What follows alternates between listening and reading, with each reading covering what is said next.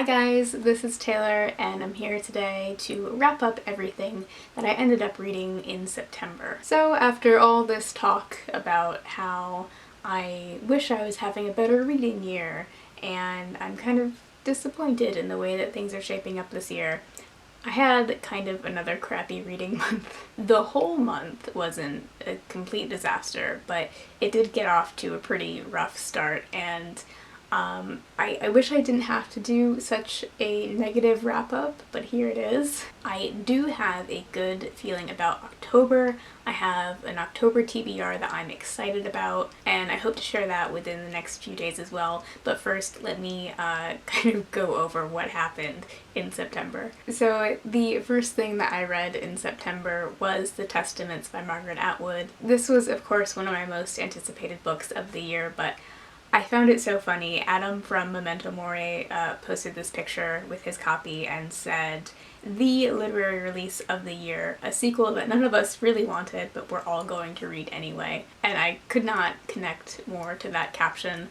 I really didn't want a sequel to The Handmaid's Tale, but I wasn't not gonna read it. And I did go into this really wanting to love it, really wanting to value it as a sequel. And actually the first person that I saw finish it on Goodreads gave it 5 stars. So I was very excited. I went into this very positive, but yeah, this did not end up working out for me. So of course we are following 3 women with connections to Gilead 15 years after the events of the end of The Handmaid's Tale. And 2 things kind of struck me over the head as I was reading this. The first is that The Testaments is much more direct than The Handmaid's Tale. It's a lot more in your face, when really one of my absolute favorite things about The Handmaid's Tale is its subtle creeping tension sort of feeling. So that's one thing. And the other thing,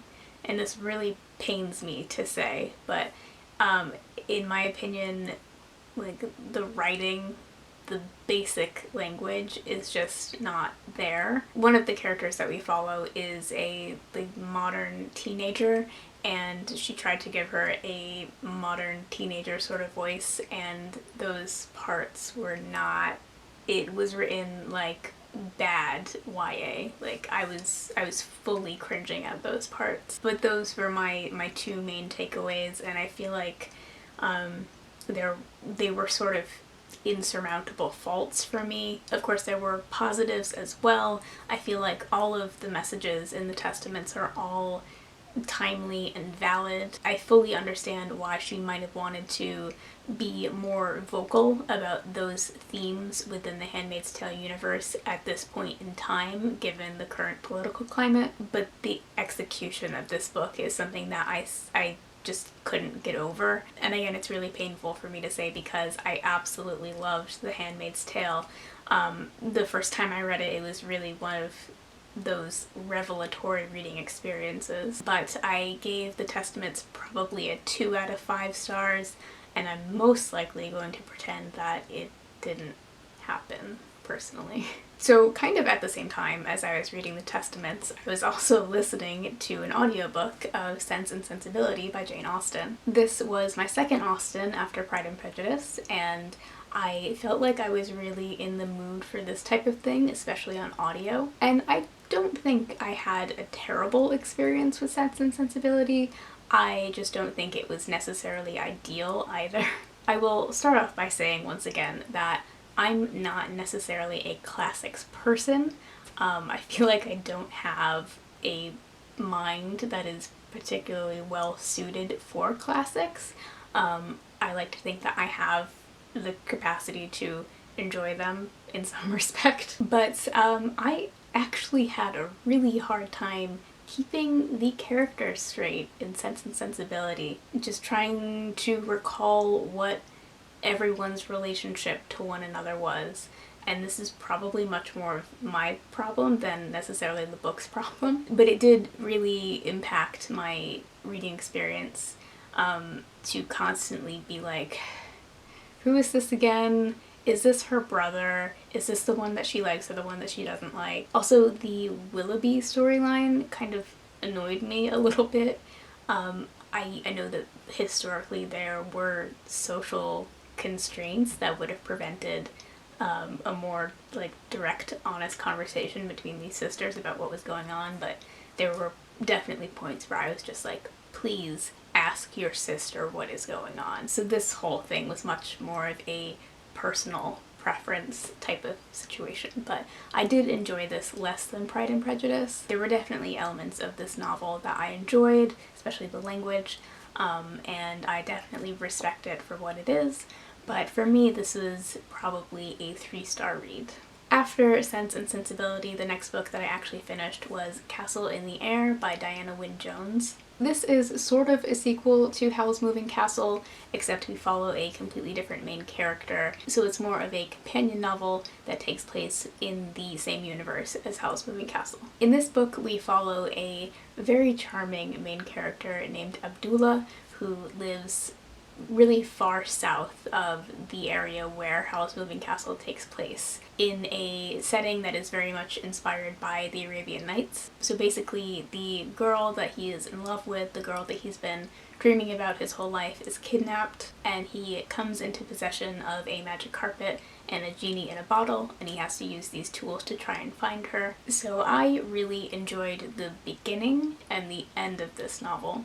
In the middle, we end up changing settings, and it really lost its way for me. All of a sudden, it started dragging a lot, and I had a hard time even picking it up. I was also bothered by some pretty extreme fat phobia, and maybe a little bit of unintended anti-Semitism, because the main antagonist is described with a large hooked nose, so all of that was of course really uncomfortable.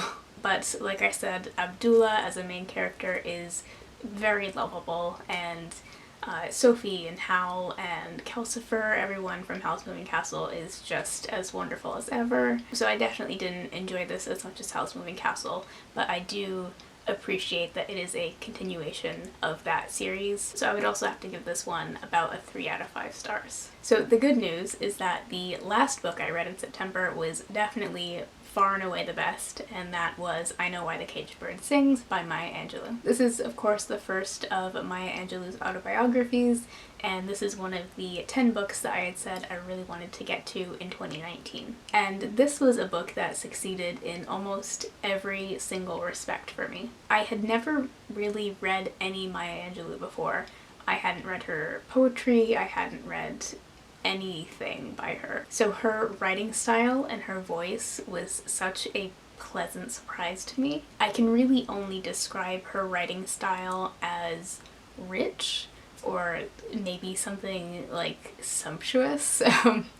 In any case, I absolutely loved it. Of course, a lot of what happened to her as a child was very dark, so definitely a content warning, especially for sexual assault. But I found a lot of the time that the way that she writes about these experiences and the way that she is so honest and frank about it, something about it just commands respect for her story. The way that she takes command of her story and her narrative was just very, very powerful to me. It actually makes for sort of a boring review because I don't really have anything negative to say about this book. If anything, I mean, these are basically vignettes from her childhood, and I feel like as the book progresses, the vignettes get a little less cohesive, so I feel like maybe this book could have benefited from a little more of a thread running through these vignettes. But for the most part, I